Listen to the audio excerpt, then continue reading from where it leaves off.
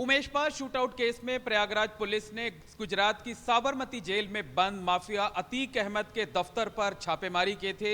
इस छापेमारी में अतीक अहमद के इसी दफ्तर से 72 लाख रुपए नगद बरामद हुए थे। इसके साथ साथ 10 वेपन्स इस्तेमाल हुए थे। आशंका ये जताई जा रही है कि इन्हीं हथियारों का इस्तेमाल उमेश पाल शूटआउट केस में किया गया था।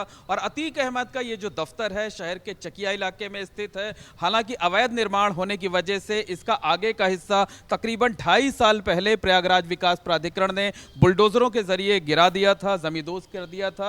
और अतीक अहमद और उसका भाई अशरफ उसके बाद से लगातार जेल में है। ऐसे में जो है ये दफ्तर बंद पड़ा रहता था, लेकिन हमें जानकारी मिली है कि बंद होने के बावजूद, विकास प्राधिकरण द्वारा गिराए जाने के बावजूद इस दफ्तर में तमाम जो है वो गलत काम होते थे, लोग रुकते थे। तो हम ऊपर की मंजिल पर चलते हैं और पड़ताल करते हैं कि आखिरकार अतीक अहमद के दफ्तर का जो ऊपर का हिस्सा है वो किस तरीके का है, वहां क्या कुछ होता था, किस तरीके की गतिविधियां होते थे और पुलिस इतने दिनों तक बेखबर क्यों रही। तो देखिए, सीढ़ी चढ़कर हम पहली मंजिल पर आ गए हैं और सबसे पहले दाहिनी तरफ चलते हैं। दाहिनी तरफ आपको बता दें कि ये किचन है। किचन में आप देख सकते हैं कि सामान रखा हुआ है और इससे साफ जाहिर होता है कि यहां पर कुछ लोग रहते थे, कुछ लोग खाना भी पकाते थे। और आप देखिए, ये सारे के सारे सामान यहां पर रखे हुए हैं।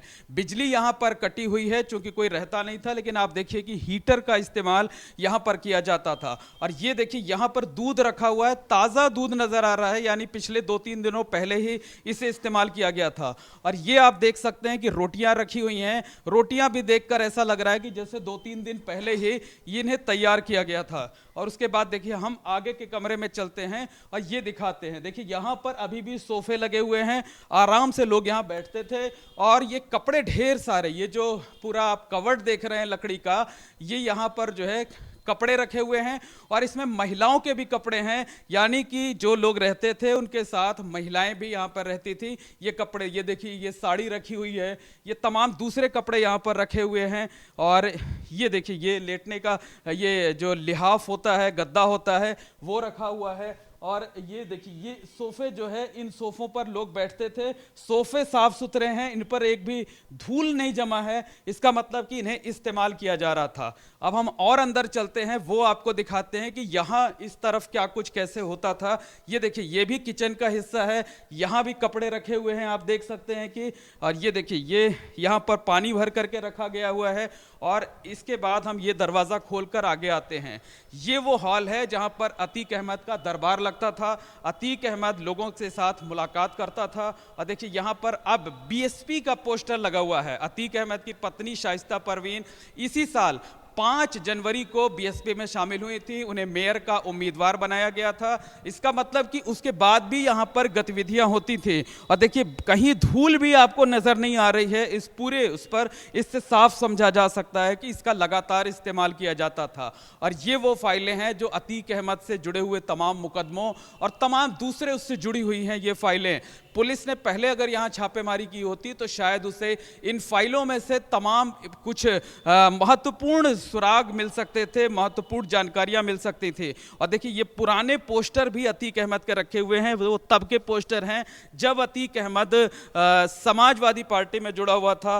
सुल्तानपुर से उसे 2014 के चुनाव में मुलायम सिंह यादव ने उम्मीदवार बनाया था। हालांकि बाद में चुनाव क्षेत्र बदल दिया गया था और अतीक अहमद को सुल्तानपुर के बजाय श्रावस्ती जेल भेज दिया गया था। तो ये फाइलों का अंबार यहां पर लगा हुआ है और पुलिस ने कभी यहां पर छापेमारी नहीं की, कभी यहां पर पड़ताल करने की कोशिश नहीं की। एक और खास कमरा है जिसके बारे में बताया जाता है कि वो अतीक अहमद और उसकी गुर्गों की अय्याशी का कमरा होता था। देखिए, ये वो कमरा है, इसे हम खोलने की कोशिश करते हैं अगर लॉक नहीं हो तो। और ये तो खुल नहीं रहा है। देखिए, ये खुल गया है ये कमरा। और ये कमरा देखिए, हालांकि इसका इस्तेमाल कुछ दिनों से नहीं किया गया है। यहां पर लड़कियों को, महिलाओं को बुलाकर मुजरा कराया जाता था, डांस कराया जाता था। इस तरीके से ये पूरा कमरा बना हुआ है। तो यानी कहा जा सकता है कि ये अय्याशी वाला कमरा है। बिल्कुल उसी तरीके का सेट इस पूरे बड़े से हॉल नुमा कमरे में तैयार किया गया है जैसा आप फिल्मों में देखते होंगे। और ये जो बीच की जगह है, जो आप देख सकते हैं कि मोटी कालीन जो है, जहां पर हम पैर रख रहे हैं, वो आप देख सकते हैं कि ये पांव जो है वो धंसते जा रहे हैं यहाँ पर। तो साफ तौर पर समझा जा सकता है कि यहाँ पर शराब और शबाब दोनों का इंतजाम होता था। तीन तरफ से आप देख लीजिए कि यहाँ पर किस तरीके से जो है वो कमरे में इंतजाम किया जाता था। ये जो जगह बनाई गई है, दावा ये किया जाता है कि यहाँ शराब की बोतलें और गिलास रखे जाते थे, पानी रखे जाते थे, यहाँ पर मसनद रखा होता था, मसनद पर बैठते थे लोग और मुजरा देखते थे, डांस देखते थे। और तीन तरफ से आप देख सकते हैं, जैसा हमने बाईं तरफ दिखाया उसी तरीके से दाहिनी तरफ भी इसी तरीके से यहाँ पर रखे गए थे। लेकिन ऐसा लगता है कि अतीक अहमद के जेल जाने के बाद से या ये बिल्डिंग टूटने के बाद से कम यहाँ पर इस तरीके की गतिविधियां नहीं हुई हैं। और फिर से बाहर चलते हैं, जो तमाम दूसरे कमरे हैं उनके बारे में दिखाते हैं, उनके बारे में पड़ताल करते हैं। ये देखिए, ये दाहिनी तरफ एक और कमरा है, यहाँ पर इसकी साफ सफाई बहुत दिनों से नहीं की गई। यानी जो आगे का हिस्सा था उस आगे के हिस्से की तो सफाई की जाती थी, लेकिन पीछे के हिस्से को जो है वो छोड़ दिया जाता था। ये कमरा ऐसा लगता है कि ये खाली पड़ा हुआ है। शायद इस बात की आशंका रही होगी कि पुलिस इन्हें कुर्क कर सकती है, इसलिए जो है यहाँ पर देखिए एयर कंडीशनर लगा हुआ था, लेकिन एयर कंडीशनर की जो मशीन होती है वो निकली हुई है यहाँ पर। और ये देखिए, ये एक कमरा है, यहाँ पर सोफे रखे हुए हैं और ये शानदार आप देख सकते हैं कि ये जो कवर्ड है, कवर्ड इस तरीके से यहाँ पर हैं। हालांकि ये खाली है और ये एक नीचे का कवर्ड है, इसे भी खोलकर हम देखने की कोशिश करते हैं, ये भी खाली पड़ा हुआ है। लेकिन किस तरीके से यहाँ गतिविधियां होती थी, देखिए हर एक कमरे में आपको इस तरीके से महंगे और आलीशान सोफे आपको देखने को मिल सकते हैं। तो और दूसरी तरफ चलते हैं, वहां से देखने की कोशिश करते हैं कि क्या कुछ रहता था। और ये ऊपर जाने का रास्ता है, यहाँ से ऊपर जाने का रास्ता है और ऊपर की तरफ भी चलते हैं, वहां देखते हैं कि वहां क्या कुछ रहा होगा। हालांकि इस तरफ की जो सीढ़ी है उसकी सफाई नहीं की गई है और ये आप देखिए यहाँ पर गंदगी है, लेकिन आगे की तरफ से जो सीढ़ी गई हुई है हम उस तरफ से उतरेंगे और दिखाएंगे कि वहां काफी साफ सफाई है। और ये देखिए, हम ये बढ़ते हुए आ गए हैं तीसरी मंजिल पर और तीसरी मंजिल पर ये देखिए, हम तीसरी मंजिल तक आ गए हैं और तीसरी मंजिल से हम आपको दिखाएंगे कि आखिरकार यहाँ पर क्या कुछ होता था, कैसे लोग रहते थे।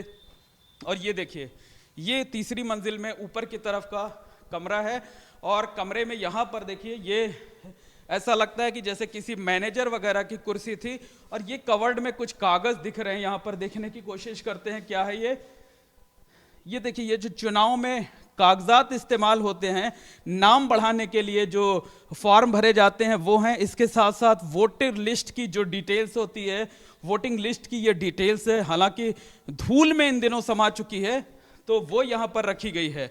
इसके साथ साथ आप देख सकते हैं कि ये अंदर का एक कमरा है, यहाँ भी देखिए ये तमाम वोटर लिस्ट जो है इस तरीके से कचरे के ढेर में पड़ी हुई हैं। यहाँ पर ये देखिए, ये पूरी जो है वोटिंग मशीन है इस तरीके से रखी हुई है और ये ऐसा लगता है कि जैसे पूरा किसी के रहने के लिए जगह थी और ये पूरा इस तरीके से यहाँ पर लोग रहते थे। यहाँ पर ये कवर्ड कपड़े रखने के लिए, ये मेकअप के लिए, जैसे ड्रेसिंग टेबल, ड्रेसिंग ये कहा जाता है, अलमीरा, वो यहाँ पर है। हालांकि ये कमरा गंदगी से पटा पड़ा हुआ है। तीसरी मंजिल का जो है, इसके पीछे भी एक कमरा नजर आ रहा है, उस तरफ भी चलते हैं, उस तरफ भी दिखाने की कोशिश करते हैं कि ये देखिए, ये किचन है। हालांकि ये खाली है, लेकिन नीचे का जो किचन और एरिया हमने दिखाया था वो भरा पड़ा हुआ था। यहाँ पर देखिए, ये समाजवादी पार्टी की जो समाजवादी बुलेटिन मैगजीन होती है अक्टूबर 2016 की, वो यहाँ पर पड़ी हुई है, वो यहाँ पर रखी हुई है। आप देख सकते हैं कि अक्टूबर 2016 की ये मैगजीन यहाँ पर रखी हुई है। अतीक अहमद उन दिनों समाजवादी पार्टी में ही हुआ करता था। और एक बार फिर से छत की तरफ चलते हैं, वहाँ की तस्वीरें दिखाने की कोशिश करते हैं, समझते हैं कि ऊपर के मंजिल पर आखिर क्या कुछ रहता था, किस तरीके से काम होता था। तो ये देखिए, हम यहाँ पर तीसरी मंजिल पर आ चुके हैं। ये छत है, ओपन एरिया है और दिखाना चाहेंगे कि पीछे की तरफ यहाँ पर बहुजन समाज पार्टी का जो झंडा है वो लहरा रहा है, यानी मायावती की पार्टी का जो झंडा है वो यहाँ पर लहरा रहा है। और अतीक अहमद की पत्नी शाइस्ता परवीन 5 जनवरी को, इसी साल 5 जनवरी को बीएसपी में शामिल हुई थी और बीएसपी ने उन्हें मेयर का उम्मीदवार बनाया था। तो यानी कि 5 जनवरी को बीएसपी में शामिल होने के बाद भी यहाँ गतिविधियां होती थी। और यही वजह है कि नीचे हमने दिखाया कि ढेर सारे होर्डिंग्स और पोस्टर रखे हुए हैं और इसके साथ साथ यहाँ पर बीएसपी का झंडा लहरा रखा है। यानी प्रयागराज का जो सरकारी अमला है उसने आगे के हिस्से को तोड़ तो दिया, लेकिन कभी सुध नहीं ली, कभी यहाँ पर तलाशी नहीं ली गई। और यही वजह है कि यहाँ लोग ना सिर्फ ठहरते थे बल्कि महिलाएं भी आती थीं।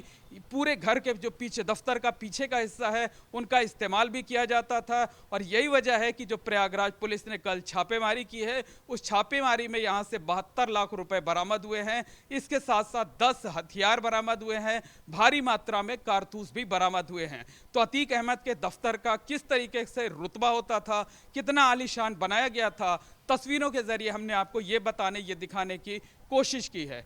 उमेश पाल शूटआउट केस में प्रयागराज पुलिस ने गुजरात की साबरमती जेल में बंद बाहुबली अतीक अहमद के दफ्तर पर छापेमारी की थी। अतीक अहमद के इसी दफ्तर से पुलिस ने 72 लाख रुपए नगद और 10 पिस्टल बरामद की थी। और अतीक अहमद का ये जो दफ्तर है ये उसके नाम के हिसाब से जो है तैयार कराया गया था। उसकी हनक यहाँ पर साफ तौर पर दिखाई देती है। और जो सूत्र हैं वो ये जानकारी दे रहे हैं, जो पुलिस से जुड़े हुए लोग हैं वो ये जानकारी दे रहे हैं कि दफ्तर का ये जो पीछे का हिस्सा था वो अतीक अहमद के टार्चर रूम के नाम से जाना जाता है। पीछे की तरफ 2 कमरे बनाए गए हैं, ये दोनों अतीक के टार्चर रूम थे। जिन लोगों को पकड़ करके लाया जाता था या जिनकी पिटाई करनी होती थी उनको इसी जगह पर रखा जाता था। तो ये एक कमरा है, ये आप देख सकते हैं। और इस बीच उमेश पाल के परिवार वालों ने ये जानकारी दी है कि उमेश पाल को साल 2006 में जब अतीक अहमद ने अपने गुर्गों के जरिए अगवा कराया गया था तो उमेश पाल को भी इसी दफ्तर के इसी टार्चर रूम में रखा गया था।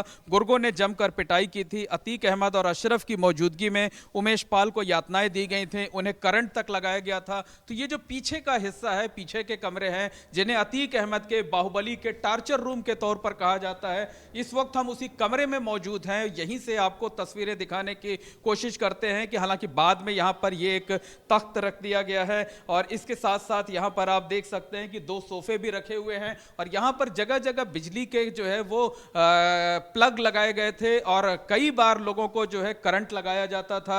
और लोग ये जानकारी दे रहे हैं कि अतीक अहमद यहां पर उमेश पाल को भी उसने करंट लगाया था, करंट लगाकर उसे भी यातनाएं दी थी। तो जो अतीक अहमद का टार्चर रूम कहा जाता है वो टार्चर रूम यही है। आप देख सकते हैं कि किस तरीके से इसको एकदम मायावी अंदाज में जो है अतीक अहमद ने तैयार कराया था। और ऐसा लगता है कि खास तौर पर टार्चर देने के लिए ही ये 2 कमरे जो है वो तैयार कराए गए थे। तो टार्चर रूम के ठीक आगे का जो हिस्सा है, इसी कमरे से, इसी केबिन से, इसी चैम्बर से कल 72 लाख रुपए बरामद किए गए हैं, 10 पिस्टल बरामद की गई हैं, 112 कारतूस बरामद किए गए हैं। और ये 2 जो कमरे हैं ये अतीक अहमद का चैम्बर होता था, वो आगे का चैम्बर है और ये पीछे का चैम्बर है। जो आम लोग होते थे, अतीक अहमद कई बार ये जो बाईं तरफ हॉल देख रहे हैं, इस हॉल में बैठ करके सुनवाई करता था, आम लोगों से मुलाकात करता था। जबकि जब कुछ खास लोग होते थे तो उनसे यहां अलग चैम्बर में बैठकर गुफ्तगू करता था। और जब कोई बहुत वीआईपी आता था, चाहे वो सियासत से जुड़ी शख्सियत हो या जराइम की दुनिया से जुड़ी हुई शख्सियत हो, जिससे अतीक अहमद से अलग से बातचीत करनी होती थी, उससे अतीक अहमद इस कमरे में बात करता था। इसी कमरे की तस्वीरें हमने आपको कल दिखाई थी, जहां से पुलिस ने 72 लाख रुपए बरामद किए हैं, 10 वेपन्स बरामद किए हैं। देखिए यहां पर ऐशो आराम का हर सामान है, बड़े बड़े सोफे यहां पर रखे हुए हैं, ये रेफ्रिजरेटर रखा हुआ है। इसके साथ साथ आप देख सकते हैं कि एयर कंडीशनर इसमें सेंट्रली लगा हुआ था। इसके साथ साथ एक रिवॉल्विंग चेयर रखी हुई है और इस पर देखिए कि ये ताश की गड्डियां रखी हुई हैं। यानी पिछले दिनों उमेश पाल शूटआउट केस से आसपास यहां पर लोग रहते थे और ये ताश की जो पत्तियां हैं उसे खेलते रहते थे, टाइम पास करते थे, मनोरंजन का भी साधन है। यानी एक तरफ टॉर्चर रूम है, उसके दूसरी तरफ मनोरंजन का रूम है। और ये वो कमरा है जहां पर अतीक अहमद अपना चैम्बर बना करके लोगों से मिलता था, मुलाकात करता था।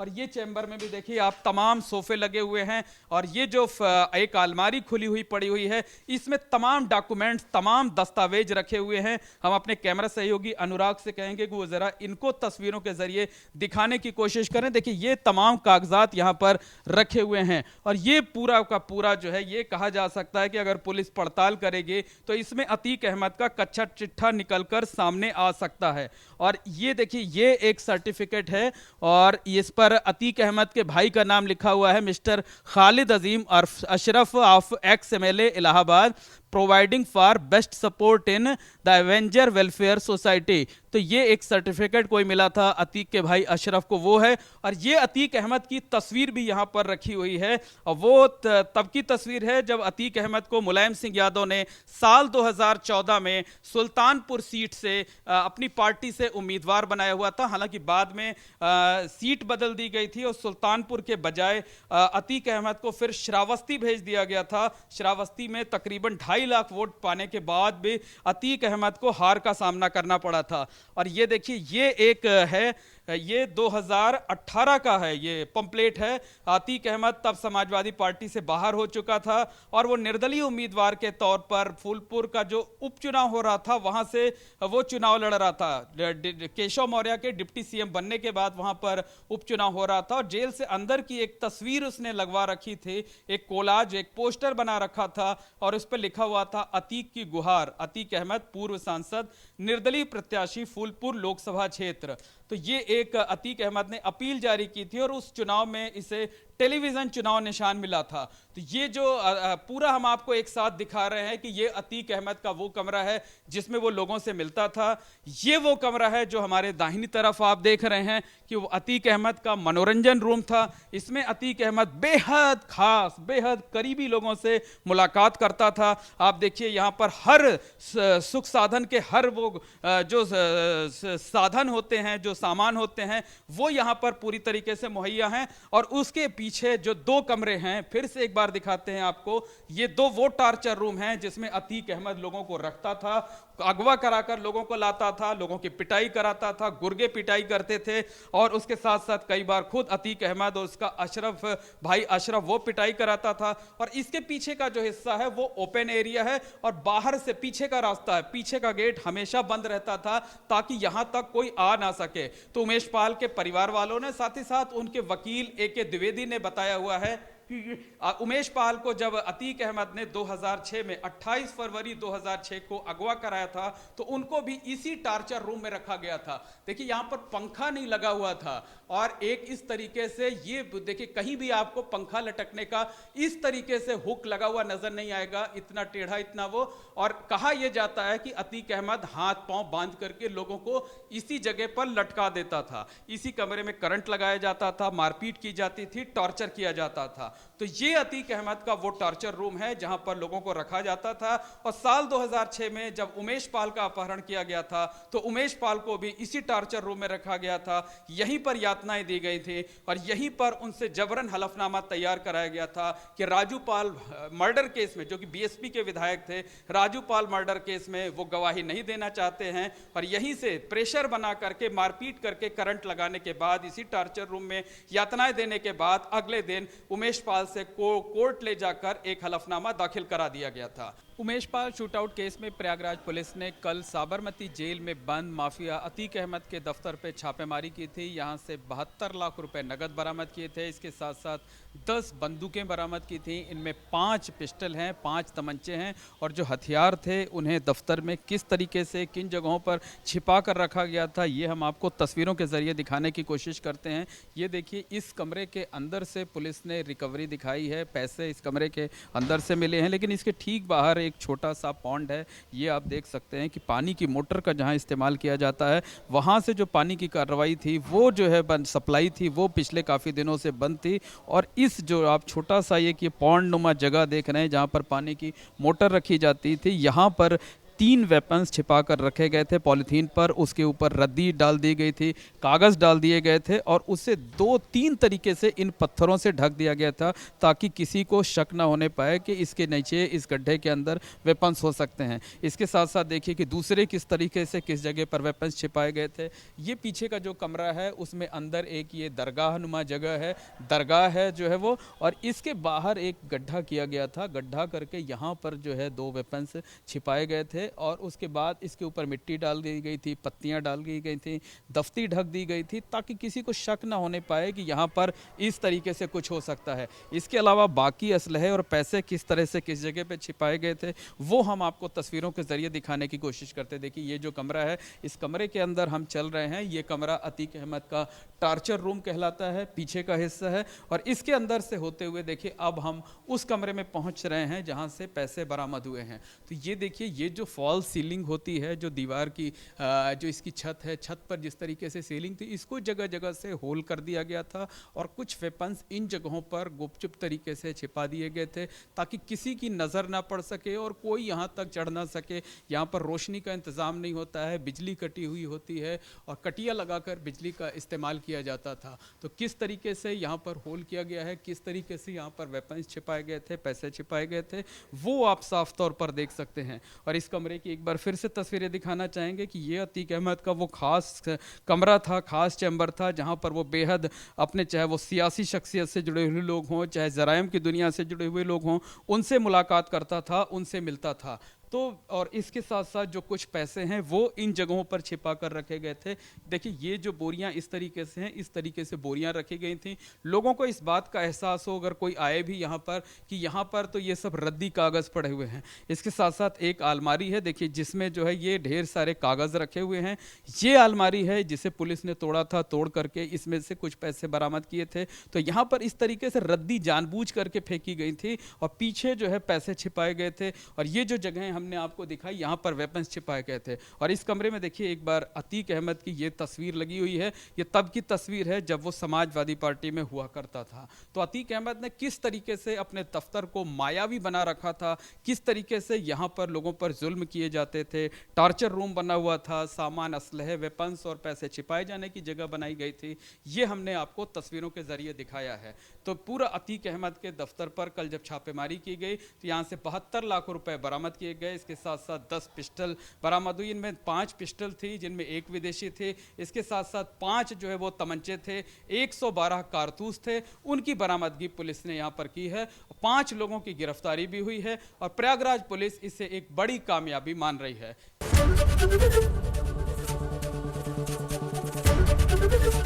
एबीपी गंगा, खबर आपकी, जुबान आपकी।